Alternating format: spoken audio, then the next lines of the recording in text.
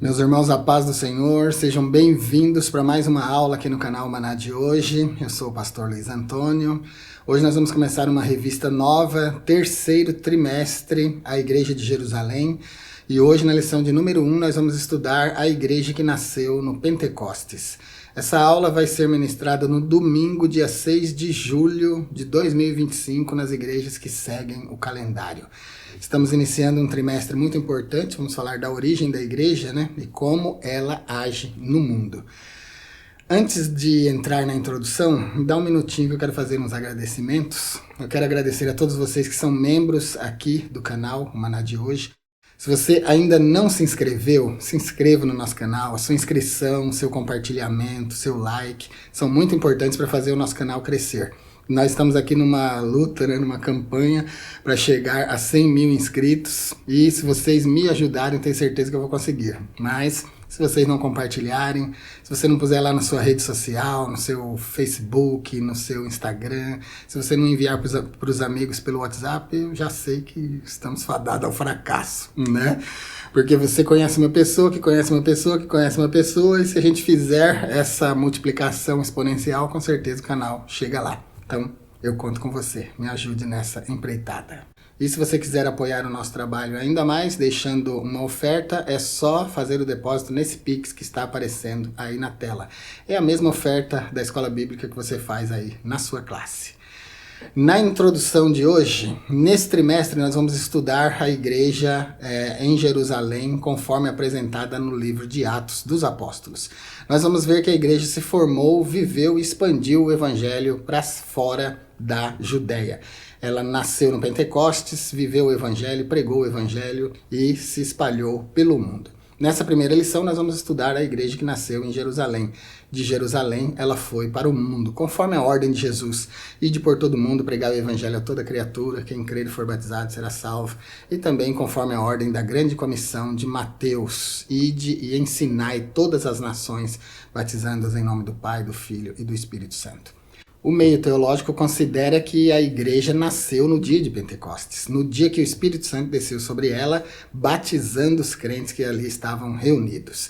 Porque anteriormente, com a chamada dos 12, o que nós temos é o fundamento da igreja sendo chamado. Os 12 apóstolos, segundo o livro do Apocalipse, eles são o fundamento da igreja. Inclusive, os fundamentos da Nova Jerusalém, dos muros da Nova Jerusalém, eles recebem os nomes dos apóstolos do Cordeiro. Isso fala de fundação. Isso fala sobre o que a Nova Jerusalém, que recebe a igreja, onde a igreja vai morar, sobre o que ela foi fundamentada e está fundamentada. Então, com a chamada dos 12, nós temos a plantação da base da igreja. Mas em Atos dos Apóstolos, com a descida da terceira pessoa da Trindade, com a descida poderosa do Espírito Santo, nós temos a inauguração da igreja como igreja mesmo, como aquela que vai, como aquela que prega, como aquela que testemunha sobre Jesus. Então, no dia de Pentecostes, o dia de Pentecostes foi um dia especial, quando a igreja foi inaugurada. Pentecostes é uma festa, né, que acontecia 50 dias depois da Páscoa, inclusive o nome Pentecostes significa 50, e é por isso que essa festa se chamava Pentecostes, 50º. E foi nesse dia especial que Deus derramou o Espírito Santo sobre os discípulos, e a partir dali sobre toda a carne, sobre todo aquele que buscar. Nós vamos ver na lição de hoje que não foi um evento único, mas todo aquele que quiser experimentar a plenitude do Espírito pode experimentar. Nossa palavra-chave de hoje é Pentecostes. Então, essa festa extraordinária, no dia dessa festa, o Espírito Santo desceu. Por que será que Deus escolheu o dia de Pentecostes para descer sobre a igreja o seu poder, o dínamos, o poder do Espírito Santo? Porque nesse dia estariam ali reunidos pessoas de todos os lugares. Então era um dia propício para que esse evento fosse marcado diante dos olhos de estrangeiros de várias nações. A lição de hoje está dividida em 3 tópicos. Nós vamos estudar no 1, a natureza do Pentecostes bíblico, no 2, o propósito, e no 3, características do Pentecostes bíblico. Temos 3 objetivos, como sempre, vamos apresentar, enfatizar e listar, elencar. Vamos apresentar a natureza do Pentecostes, vamos enfatizar o propósito dele e vamos listar as características do Pentecostes bíblico. Começando com o nosso texto áureo, nós temos aqui que plistesen pantes pneumatosagio, e todos foram cheios do Espírito Santo, que irxadolalen éteres glosses, e começaram a falar outras línguas. Katostopneuma ivo apofengeste aftis, conforme o Espírito Santo lhes concedia que falassem. Aqui no textuário eu quero destacar a segunda parte aqui do versículo, que irxadolalen éteres glosses, e começaram a falar em outras línguas. Aqui eu quero destacar esse éteres, hétero, do grego. Eu já expliquei em outras aulas, mas vou repetir aqui. Nosso intuito aqui é ensinar, detalhar, fazer você decorar aquilo que é importante na aula, para você levar sempre uma novidade que possa produzir alguma coisa nova aí na sua classe. Então, vamos destacar aqui o éteres glosses, outras línguas. No grego, para outro, nós temos duas palavras. Nós temos allos e nós temos héteros. Héteros é outro de outra natureza. Héteros é outro diferente, enquanto allos é outro igual. Para você entender direitinho o conceito de allos é isso aqui. Aqui nós temos duas Bíblias. Temos uma e temos outra. Essa é marrom, essa é preta. Mas a natureza desses dois livros é a mesma. Tudo que tem dentro desse livro, tem dentro desse livro. O que esses dois livros contêm é a palavra de Deus. Então, isso aqui é o exemplo de allos, dois iguais. Se fosse uma Bíblia e um livro, então seria héteros, porque aqui nós temos um conteúdo e aqui nós temos outro conteúdo. Os dois são livros, mas um conteúdo, uma natureza, outro conteúdo, outra natureza. Então, essa é a diferença entre allos e héteros. Então, aqui no texto áureo, em Atos 2 e 4, quando eles começaram a falar em outras línguas, o termo que aparece, a palavra-chave desse versículo, em relação às línguas estranhas, é héteros, porque indica que era um idioma completamente diferente do que eles falavam. Era um idioma de natureza completamente diferente do que eles falavam. Eu sou natural da língua portuguesa. Sou brasileiro. Eu falo língua portuguesa. Quando eu falo inglês aqui, quando eu falo grego, hebraico, latim, eu estou falando, aqui é éteres glosses. Para mim é éteres glosses, porque é uma língua diferente da minha língua nativa. Então, foi isso que aconteceu no dia de Pentecostes. O Espírito Santo desceu sobre eles e nós tínhamos ali em Jerusalém pelo menos 16 nações representadas. 16 idiomas. A Bíblia menciona ali textualmente pelo menos 16 nações, pelo menos 16 idiomas. E essas pessoas ouviram os discípulos falar no seu próprio idioma, né? E ficaram maravilhados, ficaram atônitos de ver esse fenômeno linguístico, né? De ouvir os discípulos, que eram muitos homens simples, pescadores, falando em idiomas que eles nunca estudaram. Eu vou deixar as notas aqui do texto áureo para vocês, publicado lá no nosso blog, na nossa lição de hoje, primeira lição do terceiro trimestre de 2025.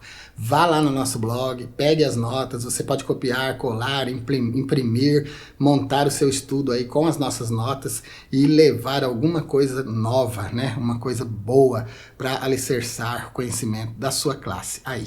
Na carta aos Gálatas, capítulo 1, versículos 6 e 7, o apóstolo Paulo fala de heteron evangelion, outro evangelho. E ele usa o termo grego heteron para significar que aquele evangelho pelo qual os Gálatas estavam sendo influenciados era outro evangelho de outra natureza. Não era o mesmo evangelho que ele tinha anunciado para eles. Então ele disse, ainda que eu mesmo... Apóstolo Paulo, o que Paulo estava dizendo era assim, vamos dizer que eu me enlouqueci, voltei aqui, estou pregando para vocês uma coisa diferente daquela primeira coisa que eu anunciei para vocês. Que eu ou qualquer um que anuncie isso para vocês seja anátema, seja maldito. Porque não podemos pregar um evangelho de outra natureza. Tá bom, queridos? Tem que ser da mesma natureza, tem que ser allos. O evangelho tem que ser da mesma natureza daquele que Cristo nos anunciou. O evangelho que nós vamos pregar tem que ser o evangelho de Cristo, de Jesus Cristo. O evangelho não é de João, nem de Mateus, nem de Marcos, nem de Lucas. É de Jesus Cristo, segundo a escrita desses autores, né? Então, Paulo diz, se alguém anunciar para vocês um que seja hétero, que seja maldito. Então, o termo héteros aparece também em Gálatas 1, 6 e 7, mostrando que é de outra natureza. Essas notas todas ficarão para vocês na nossa aula lá no blog. Quando você for lá pegar essas notas, siga o nosso blog. É só clicar no botãozinho seguir. Se tiver no celular, só rolar a rolagem, vai aparecer para você todo mundo que já segue o nosso blog e o botãozinho seguir. Clica nele, confirma na janelinha que vai abrir, você já estará nos apoiando, seguindo o nosso blog. O evento relatado aqui no texto áureo, Atos 2 e 4, mostra uma coisa importantíssima. Os discípulos, que eram homens simples, nunca tinham estudado outros idiomas, eles foram ouvidos por aqueles que estavam ali em Jerusalém pela festa do Pentecostes, cada um no seu próprio idioma. Isso mostra uma coisa extraordinária. A primeira coisa que mostra é que o dom do Espírito Santo é dado para testemunhar. Não é para se exibir na igreja, ficar falando língua estranha sem propósito, sem que ninguém entenda, porque ninguém entende língua estranha, não adianta. Língua estranha é a língua dos anjos, é a língua do céu, ninguém entende isso. E quando Deus dá a interpretação, a pessoa que interpreta ainda não está entendendo, isso é assunto para outra aula, mas quem fala não entende, quem interpreta também não entende. Os dois recebem a mensagem direta do céu. A língua estranha é um fenômeno celestial inexplicável. Então, mas aqui Deus operou esse milagre, esse sinal, essa maravilha para deixar aqueles que estavam ali em Jerusalém estarrecidos e para chamar a atenção deles. O objetivo, então, do batismo no Espírito Santo e dos dons espirituais é a pregação do Evangelho. Não é qualquer outra coisa. É testemunhar e evangelizar. São ferramentas de poder que Deus dá para a igreja, para que a igreja possa fazer o seu trabalho com eficiência. Já tentou realizar um trabalho sem as ferramentas adequadas? Que coisa louca que é, que difícil que é, mas quando a gente tem as ferramentas, tudo fica muito fácil. A nossa leitura bíblica em classe está em Atos capítulo 2, versículos de 1 a 14, com certeza você vai ler aí na sua classe, e eu vou destacar só o versículo de número 1, eu vou destacar dia de Pentecostes, somente aqui no versículo de número 1. Pentecostes, como eu já falei anteriormente na introdução, originalmente era uma festa judaica, chamada também de Shavuot. Shavuot, no hebraico, é semanas. Shavuar, semana. Shavuot, semanas. Elas eram celebradas 50 dias depois da Páscoa, por isso Pentecostes, no grego, 50º, tá bom? No hebraico, Shavuot. É um nome grego e um nome hebraico. O nome que prevalece é o Pentecostes, o nome hebraico, o nome grego. No contexto do Antigo Testamento, Shavuot, Pentecostes, marca o final da colheita. Curiosamente, nós temos um contraste aqui, porque com a descida do Espírito Santo, marca o início da colheita das almas. Já o Pentecostes marcava o final da colheita. Então a gente tem um contraste aqui, né? O Espírito Santo foi derramado sobre a igreja para que a igreja iniciasse a colheita das almas. Jesus, numa certa ocasião, falou para os discípulos, olhem para os campos, já estão maduros, mas não tem ninguém para colher. Mas agora, depois da descida do Espírito Santo, muitos trabalhadores foram ao campo e começaram essa colheita. Tópico de número 1, a natureza do Pentecostes bíblico, de natureza divina, item 1 do tópico 1. Lucas relata que, por ocasião do derramamento do Espírito Santo no dia de Pentecostes, foi ouvido do céu um som como de um vento veemente e impetuoso. E esse som desse vento encheu toda a casa em que estavam assentados e foram vistas por eles línguas repartidas como que de fogo. Esse evento de Atos 2, ele pode ser comparado com outras teofanias, aparições de Deus. Teofania significa manifestação de Deus, significa literalmente Deus se manifesta, Deus aparece. Deus aparece para Moisés na sarça ardente, que é uma das aparições teofânicas mais importantes, das mais importantes da Escritura, aparece em muitos outros lugares teofanicamente. Porque Deus não se mostra, nunca se revelou, não pode se revelar inteiramente para a natureza humana, porque ela não suporta, né? Moisés foi um dos que viu o maior teor da glória de Deus, ainda viu pelas costas, não é mesmo? Então Deus jamais foi visto literalmente como ele é por homem algum. E Atos 2, 3 aqui é uma espécie de teofania. Normalmente, teofanias são aparições do Deus Pai, mas aqui em Atos nós temos uma teofania da terceira pessoa da Trindade, que é o Espírito Santo. Uma manifestação viva, extraordinária e perceptível do Espírito Santo. Vamos falar sobre esse fenômeno um pouquinho aqui no item 1, de natureza divina. O que eles ouviram foi um som, como de um vento. Não foi um vento que invadiu o lugar. Foi um som como de um vento, como que indicando o movimento do Espírito Santo. E outra coisa que eles viram foram línguas repartidas, que também é comparativo, como que de fogo. Então eles tiveram duas sensações inconfundíveis. Uma auditiva, eles ouviram um som e puderam inclusive comparar esse som com alguma coisa que eles conheciam. Esse som que eles ouviram parecia o som de um vento forte, veemente, forte e impetuoso, que não se pode parar. Então, uma ação majoritária do Espírito Santo sobre a igreja. Um som poderoso. Então, foi um evento auditivo. E o outro foi visual. E foram vistas por eles línguas repartidas como que de fogo. Essas línguas aqui não são as éteres glosses, não são línguas faladas, tá bom? Essas línguas são línguas de fogo. Quando você vê uma labareda de fogo e a labareda sobe assim, se separa para lá, para cá, a gente chama aquilo ali de língua de fogo. Então, não é língua falada, é língua representada, a forma do fogo. E uma coisa que é muito importante a gente destacar aqui é que não foi uma língua de fogo que desceu sobre o líder daquele grupo, por exemplo. Não. Foram línguas repartidas que pareciam fogo, como que de fogo, as quais pousaram sobre cada um deles. Ou seja, a experiência pentecostal foi exclusiva para cada crente. O termo grego para repartidas é diamerizomene, que significa divididas, distribuídas, repartidas. Uma experiência pentecostal, uma experiência única com o Espírito Santo para cada um daqueles que estavam ali. Porque Deus estava recrutando cada um daqueles apóstolos e discípulos que estavam ali no cenáculo para a obra da evangelização mundial. Então, cada um precisava de uma experiência particular, e foi o que aconteceu. As línguas eram como que de fogo. Então, perceba que o visual que o autor, que quem está descrevendo, que Lucas está descrevendo aqui em Atos, o visual que ele está querendo que a gente tenha é de uma chama, imagina uma fogueira, uma grande fogueira que distribui línguas de fogo para todo lado. É esse o aspecto daquele fenômeno visual que eles viram.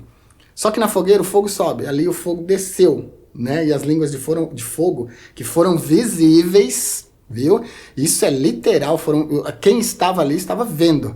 Imagina que eu estou daqui olhando meu irmão ali, eu via a língua de fogo descendo sobre ele, repousando sobre ele, que é o poder do Espírito Santo. Por que como que de fogo? Porque o fogo é a representação da manifestação teofânica do divino, de Deus. Na sarça ardente, Deus se manifesta para Moisés numa chama de fogo, né? Em tantos outros lugares, Deus se manifestou na oração de Elias, no fogo, e por aí vai. Então, o fogo é representativo de Deus. E agora aqui, o Espírito Santo, como terceira pessoa divina, também se manifesta como fogo. Então, nada de difícil de entender, né? Então, essas línguas repartidas como que de fogo, que são a manifestação do Espírito Santo no dia de Pentecostes, representam pelo menos três coisas: a presença e o poder de Deus, a distribuição do Espírito Santo para cada crente e a capacitação sobrenatural para pregar o Evangelho a todas as nações, já que a primeira manifestação maravilhosa da descida do Espírito Santo foi o poder de falar outras línguas. Éteres glosses. Item de número 2, um evento paralelo ao Sinai. No Monte Sinai, Deus se manifestou com todo o poder, com toda a sua glória para Moisés. E todo o povo percebeu a manifestação de Deus. Assim como no Sinai, onde a presença de Deus se tornou real como uma das experiências mais marcantes da história do povo antigo de Deus, de uma forma muito especial e gloriosa, o dia de Pentecostes também marcou a descida do Espírito Santo. O Pentecostes, então, é a experiência do Espírito Santo. Lá no Sinai, a letra da lei foi escrita em tábuas de pedra. Aqui, a lei de Deus foi escrita nos corações. Por que que o evento de Atos 2 é considerado uma teofania? Vou deixar uma nota para vocês sobre teofania. O termo grego theophania é formado por duas palavras, theo e phania. Deus se manifestando, Deus aparecendo.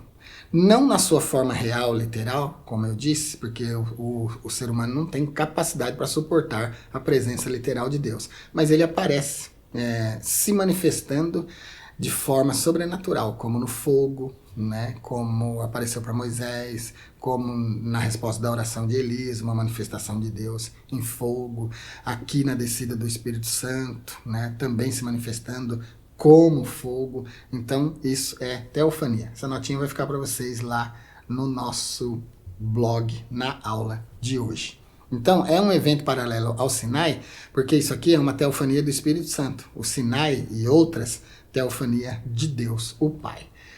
Item de número 3, centrada em Cristo e nos tempos finais. Essa manifestação foi centrada em Cristo e nos tempos finais. Na sua pregação no dia de Pentecostes, Pedro deixou claro que esse evento tinha ligação direta com Jesus. E ele mostrou que o derramamento do Espírito Santo estava diretamente relacionado com a morte de Cristo.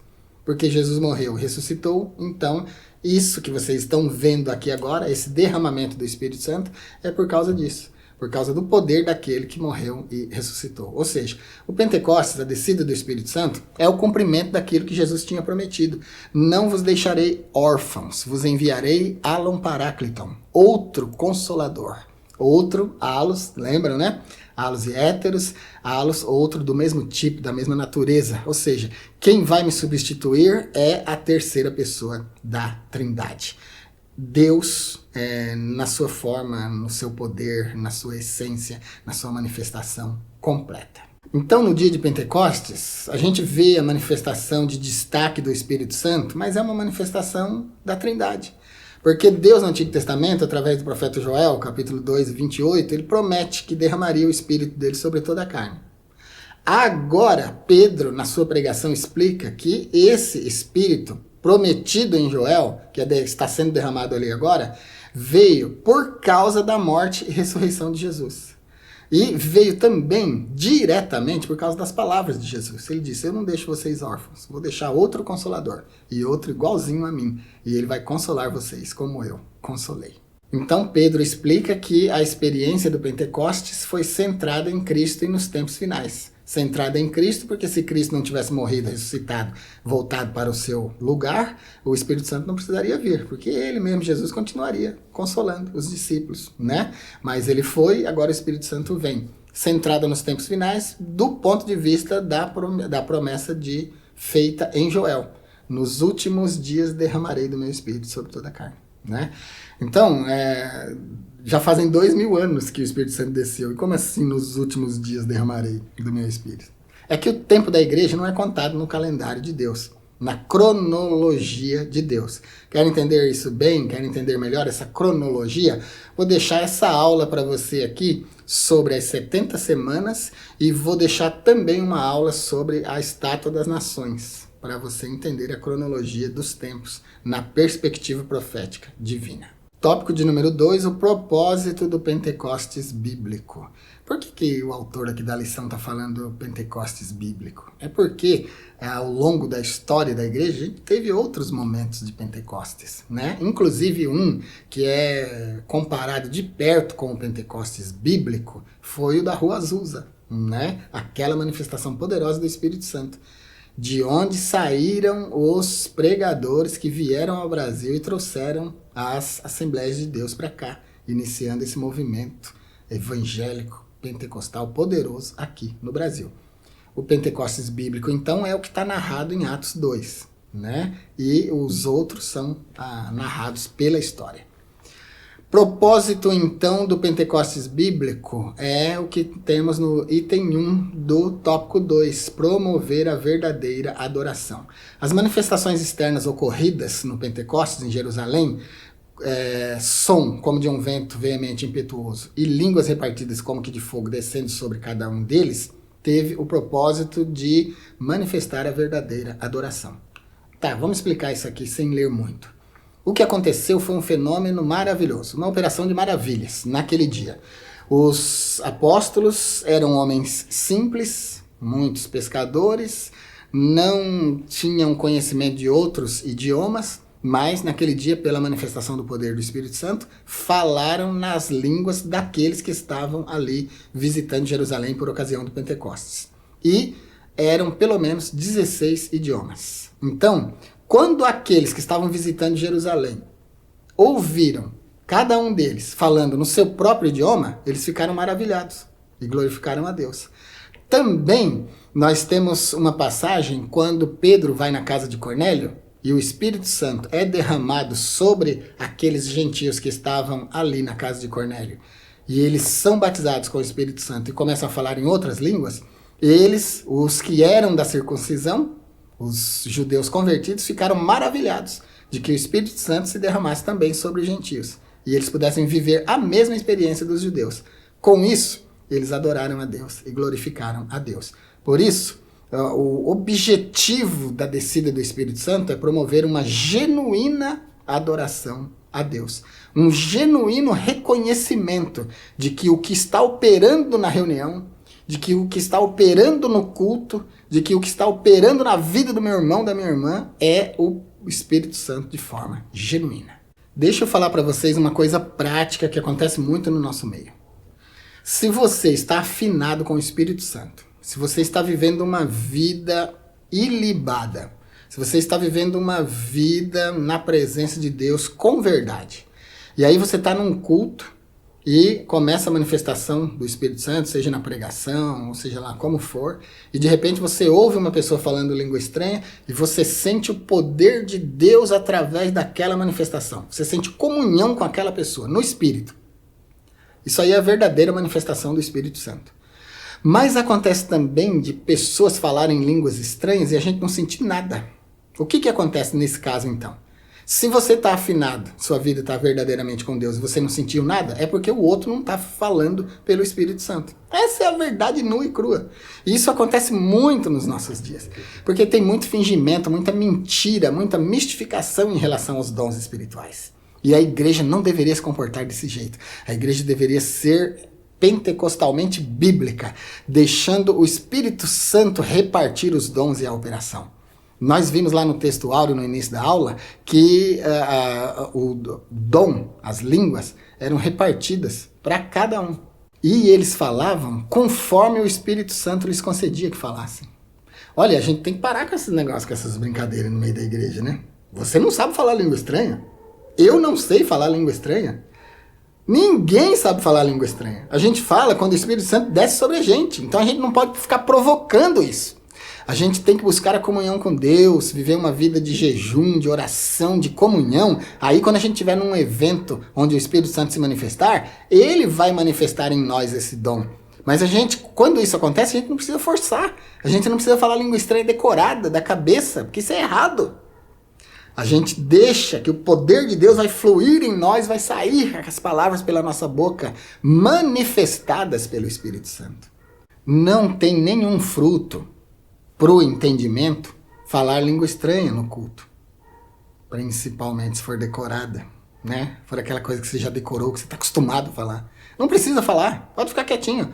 Pode glorificar Deus no seu idioma. Glória a Deus, aleluia, Jesus. O Senhor é bendito eternamente. Magnifica Deus no seu idioma.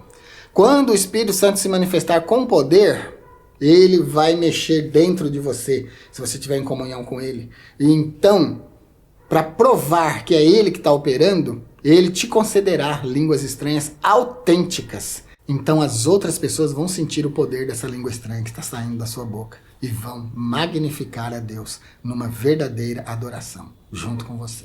Item 2 do tópico 2, o poder para testemunhar. Por que o poder do Espírito Santo foi derramado no dia de Pentecostes? Para que a igreja pudesse testemunhar. Como eu já disse, não foi para você ficar falando língua estranha ou como muitos fazem, que é um pecado, uma coisa grave, ficar falsificando os dons espirituais no meio da igreja, ficar se aparecendo como um ícone, como um profeta de Deus. Não foi para nada disso. O poder do Espírito Santo foi dado para corroborar, para alicerçar a evangelização em todas as nações. Então, queridos, foi dado esse poder para que a gente pudesse testemunhar com o poder. Olha o que nós temos em Atos 4:33. E os apóstolos davam com grande poder testemunho da ressurreição do Senhor Jesus, e em todos eles havia abundante graça. Então é isso, uma vida cheia do Espírito Santo nos encoraja a pregar o Evangelho. É o item 2, poder para testemunhar. Inclusive, Jesus disse assim, não vão para o campo evangelizar ainda. Ficai em Jerusalém, até que do alto sejais revestidos de poder. Então, depois, ser-me-eis testemunhas, tanto em Jerusalém, como em Samaria, Judéia e até os confins da terra. Porque Jesus não mandaria os seus trabalhadores para o campo sem ferramenta. E as ferramentas são o dom do Espírito Santo. Os dons são os 9 dons espirituais, com os quais nós vamos vencer toda a barreira do inferno e concluir a obra da evangelização. Tópico de número 3, características do Pentecostes bíblico. Item 1 do tópico 3, uma experiência específica. Em Atos dos Apóstolos, o derramamento do Espírito Santo no dia de Pentecostes é mostrado como batismo no Espírito Santo que os crentes receberam. Isso aí nós temos em Atos 1, 5 a 8. Naquele dia, o Senhor batizou pelo menos 120 pessoas com o Espírito Santo. Uma coisa que nós vamos destacar aqui, segundo o comentário do item 1, é que batismo com o Espírito Santo e salvação são duas coisas diferentes. Por isso, uma experiência específica, distinta. A pessoa pode ser salva sem ter sido batizada com o Espírito Santo. O batismo no Espírito Santo não influencia na salvação. O que salva a pessoa é produzir o fruto do Espírito e não o batismo com o Espírito Santo. Vou deixar para você aqui no card, vou deixar na descrição também uma aula que eu gravei curtinha e objetiva sobre o fruto do Espírito. Cada fruto com base no grego, vai ter leitura no grego para você que gosta e uma explicação sobre as 9 facetas do fruto do Espírito. O que salva é produzir o fruto do Espírito, ter uma alma regenerada e não ser batizado com o Espírito Santo. Tem muita gente que é batizada com o Espírito Santo, mistifica os dons do Espírito Santo, né? Com o seu sensacionalismo no meio da igreja, causa mais prejuízo do que lucro, e muitas dessas pessoas podem nunca ver a salvação e são batizadas com o Espírito Santo. Porque batismo com o Espírito Santo não salva. Mas a produção do fruto do Espírito salva. Porque a árvore, ela só produz frutos se ela tiver saúde. O crente como árvore só produz frutos se ele tiver saúde espiritual. Já o dom não. Diferença entre fruto e dom. O dom vem de fora, o fruto se produz dentro. O Espírito Santo está dentro do crente. Nós pertencemos inclusive a Deus por habitação. O Espírito Santo habita em nós. E o fruto, então, é produzido de dentro para fora, porque o fruto é do Espírito que está em nós.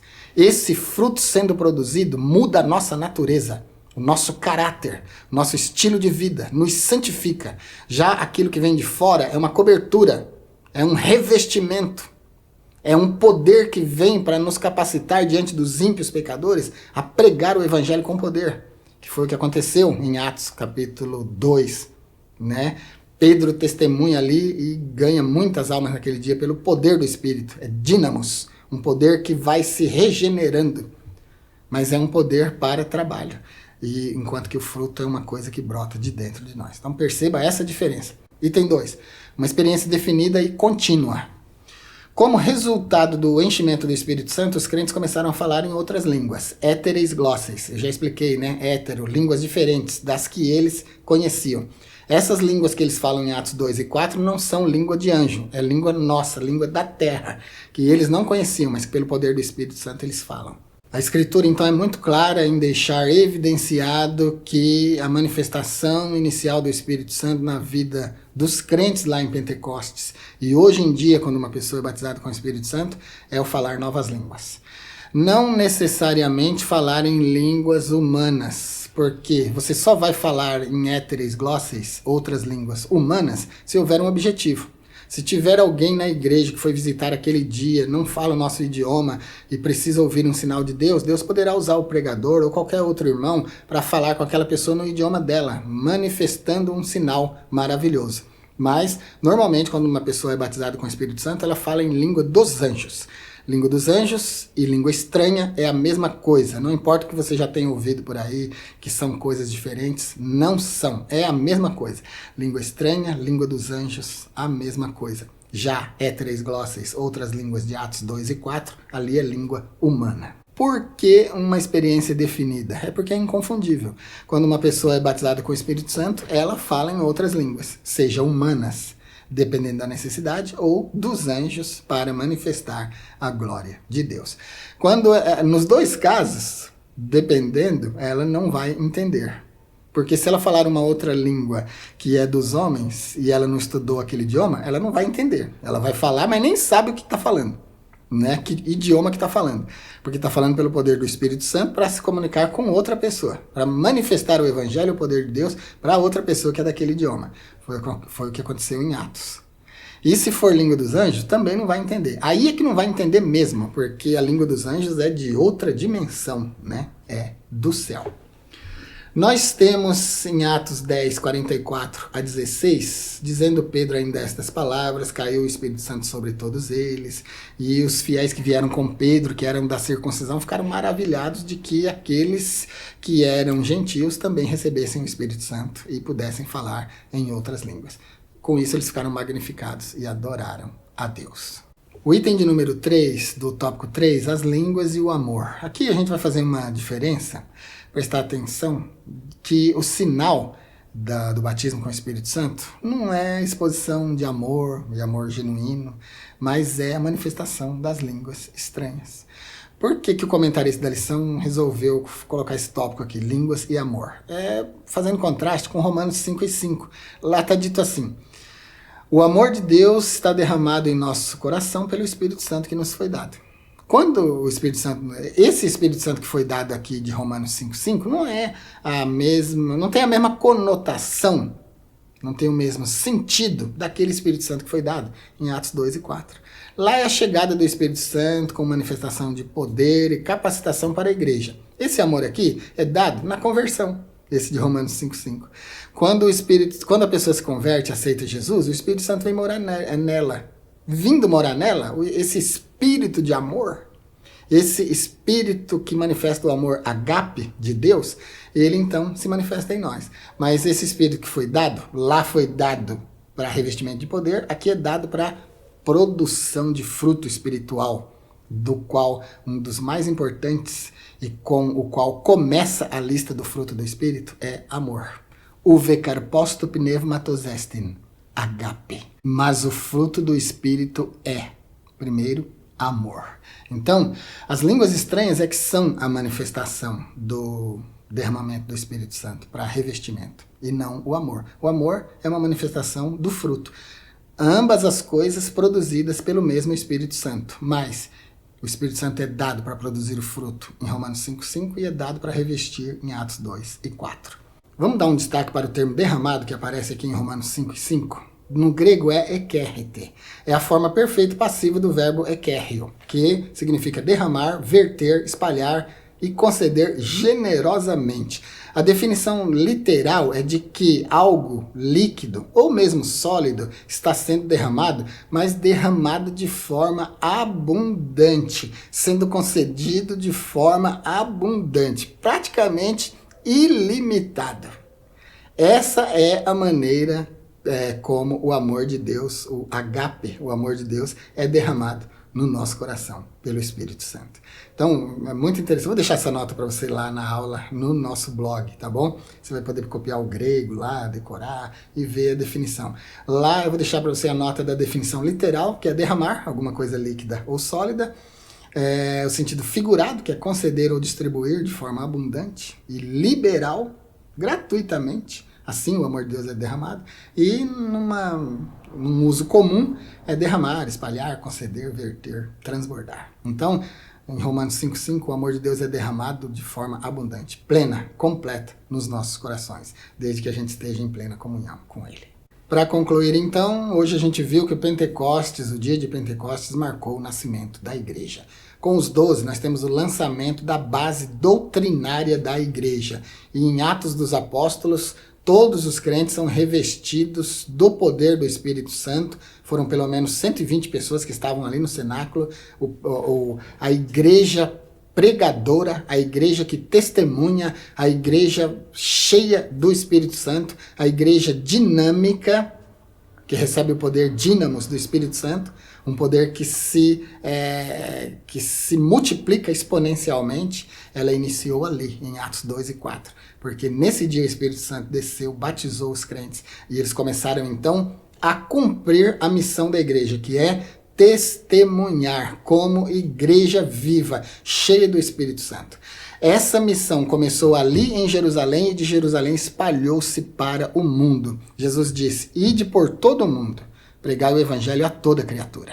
Acredito que eles entenderam o que Jesus tinha dito em Marcos 16 e 15. E agora eles vão viver isso.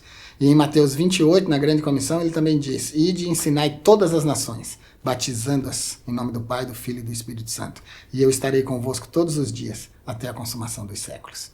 Jesus estaria com a igreja através do Espírito Santo. Então os 12, eles são a base da igreja. Com Jesus lançaram o fundamento da doutrina, e a igreja verdadeira, a igreja que testemunha, a igreja viva, cheia do poder do Espírito Santo, e se inicia em Atos depois do recebimento do Espírito Santo. É isso por hoje, meus queridos. Espero ter ajudado vocês com essa aula. Quando você for no blog pegar as notas, nos ajude seguindo o nosso blog. Se ainda não se inscreveu, se inscreva no nosso canal. Se você ainda não é membro do nosso canal, se torne membro. Como membro, você vai ajudar o meu ministério e vai ter acesso a vídeos, aulas e cursos exclusivos. Fique com Deus e até a nossa próxima aula.